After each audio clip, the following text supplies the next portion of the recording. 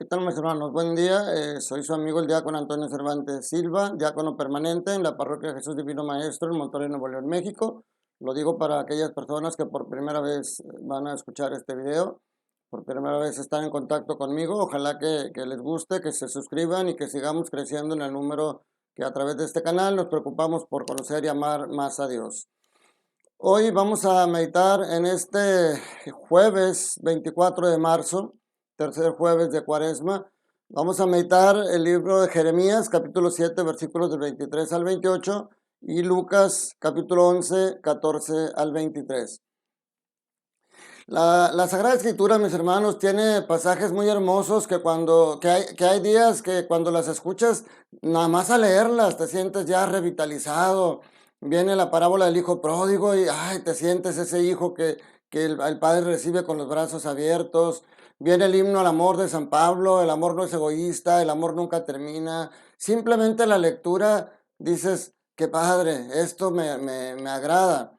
¿Por qué? Porque dicen que el profeta anuncia y denuncia. Profeta es aquel que habla en nombre de Dios. Entonces, a través del Evangelio y a través de la primera lectura estamos escuchando la palabra de Dios. Y cuando la palabra de Dios anuncia el amor, anuncia la misericordia de Dios, pues nos sentimos muy bien. Pero los pasajes de este día, mis hermanos, a lo mejor son de esos pasajes que no nos gusta escucharlos, no nos agrada, y a veces hasta los mismos predicadores como que lo tomamos de paso y tratamos de no profundizar mucho y de hacer rápido la homilía. Porque hoy es un caso típico donde el profeta denuncia al pueblo de Israel.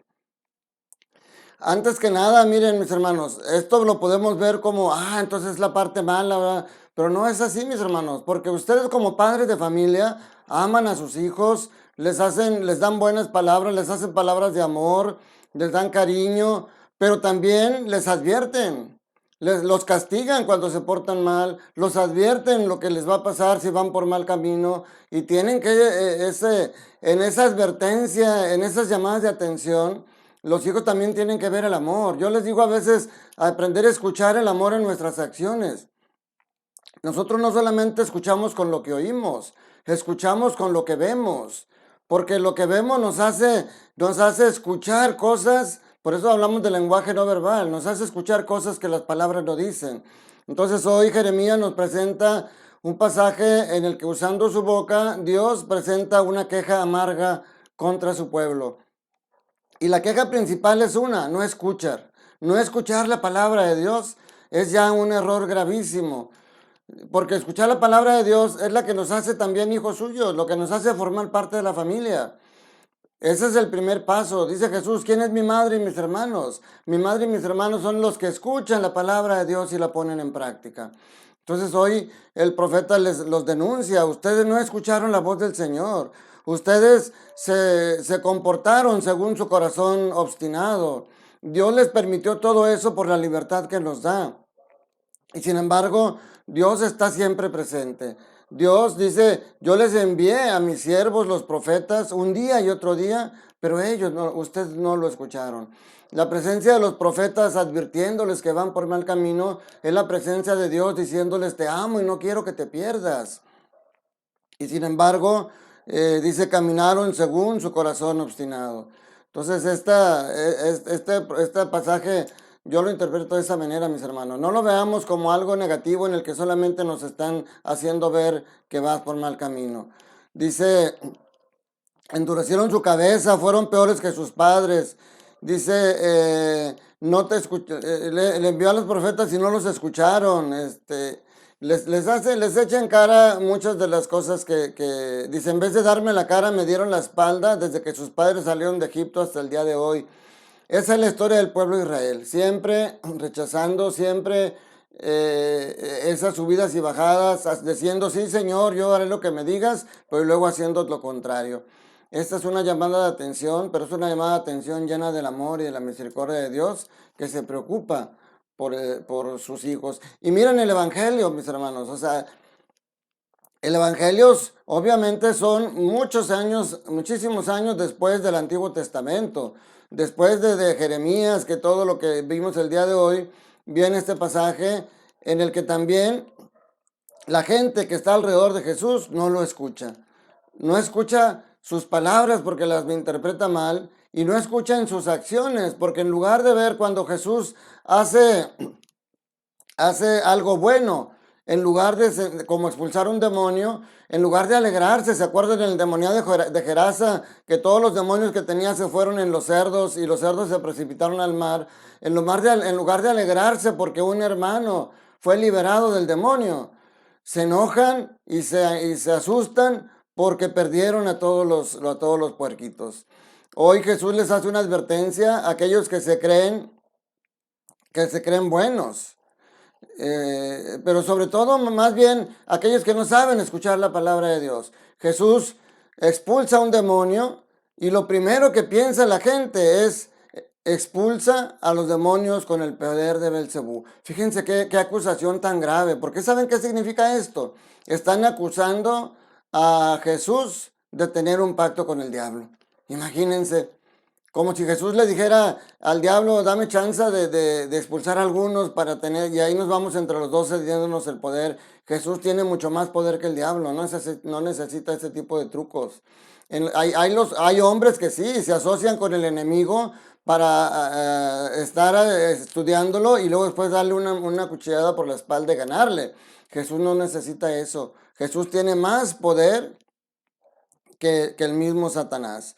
Por eso no necesita. Y estas personas, en lugar de aceptar y decir, qué bueno, porque precisamente aceptar lo que Jesús está haciendo es aceptarlo como Mesías. Y es lo que ellos no querían, porque les viene a quitar protagonismo, les viene a quitar poder.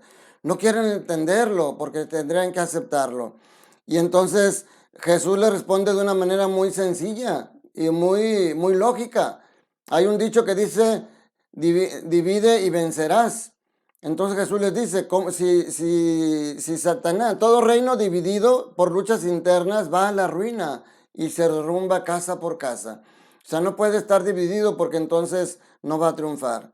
Por eso dice, si yo arrojo a los demonios con el dedo de Dios, significa que ha llegado a ustedes el reino de Dios. O sea, esa es lo importante por lo cual no lo quieren aceptar. Porque aceptarlo significaría aceptar que Él es el del reino de Dios. Y luego dice, cuando un hombre fuerte y bien armado guarda su palacio, sus bienes están seguros. Pero si otro más fuerte lo asalta y lo vence, le quita las armas que tenía. Esto nos enseña lo que hemos dicho otras veces, mis hermanos. Tú puedes sentirte fuerte y puedes sentirte que porque vienes a misa, que porque haces oración, entonces puedes enfrentarte a las tentaciones del demonio porque eres fuerte, pero no, si tú te enfrentas al demonio con tus propias fuerzas, él es más fuerte que tú.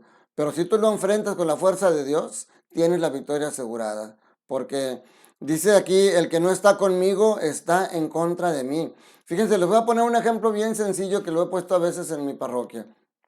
Imaginemos que hoy se va a decidir si se autoriza el aborto y hay 20 personas que van a votar para ver si se autoriza el aborto. Y luego al final a ustedes le dicen, de esas 20 personas que votaron, solamente 8 votaron a favor del aborto. Lo primero que tú piensas es, qué bueno, es la minoría, solamente 8. De 20, 8 votaron a favor del aborto. Pero luego te dicen, el aborto se ha autorizado. Y tú dices, ¿pero por qué? Y dices, sí, porque solamente 4 votaron en contra.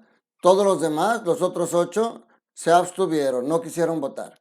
Entonces, si no votaron en contra del aborto, votaron a favor del aborto. O sea, cuando tú aceptas algo, en automático rechazas otra cosa. Y cuando tú no aceptas algo, en automático aceptas lo contrario. Entonces, si tú no aceptas a Dios, estás aceptando al mundo y sus placeres. Y eso es estar en contra de Jesús. Por eso dice, el que no está conmigo está contra mí, y el que no recoge conmigo desparrama. ¿Con quién estás tú, mi hermano? ¿Con quién estás tú? Yo, como dice Josué, mi familia y yo recibiremos y amaremos al Señor. Yo estoy con Jesús. ¿Y tú? ¿Con quién estás? Que la bendición de Dios Todopoderoso, Padre, Hijo y Espíritu Santo, descienda sobre ustedes y sus familias y permanezca para siempre. Les mando un fuerte abrazo. Cuídate mucho. Te deseo todo bien en el Señor.